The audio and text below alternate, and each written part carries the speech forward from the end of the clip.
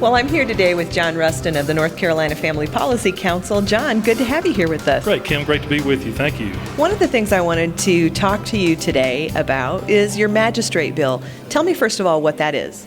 Well, the North Carolina legislature passed a bill, Senate Bill 2, which is a bill that will protect the religious liberties of magistrates and registers of deeds staff in North Carolina who have religious objections to participating in marriage ceremonies, specifically those dealing with same-sex couples. Now, it does not allow them to pick and choose which marriages they participate in or not. It simply allows them to recuse themselves from participating in all marriages for a specific period of time.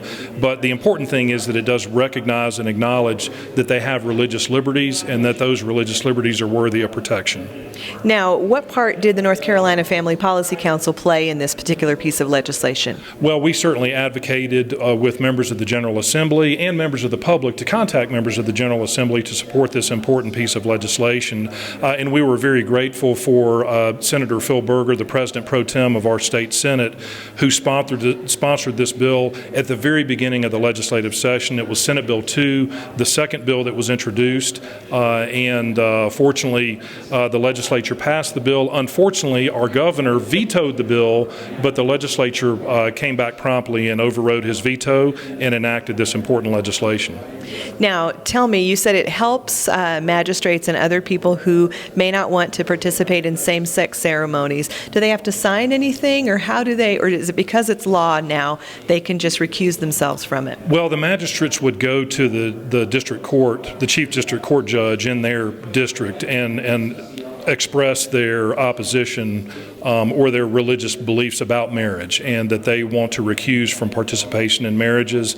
Registers of deeds staff would do the same with registers of deeds if they feel that it would violate their religious liberties to issue a marriage license to a same-sex couple. And again, I would stress that this does not allow magistrates and registers of deeds staff to pick and choose which marriages they participate in. It simply says if they recuse from participation in all marriages. So the drafters of the legislation felt that was the fairest and most appropriate way to approach this. And so we thought it was a good compromise, a reasonable compromise, and again, something that importantly protected those fundamental religious beliefs.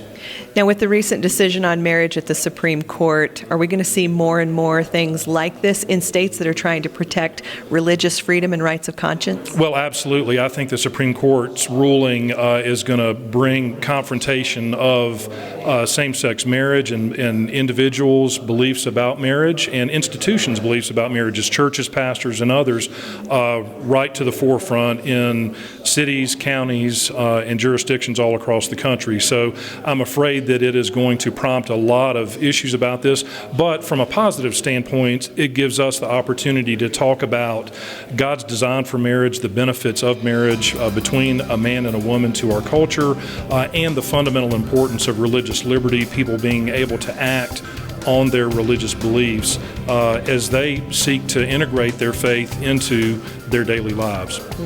John, we appreciate your work at the North Carolina Family Policy Council. Well, Kim, it's great to be with you, and we appreciate so much our partnership with CitizenLink. Always good to see you. Thank you.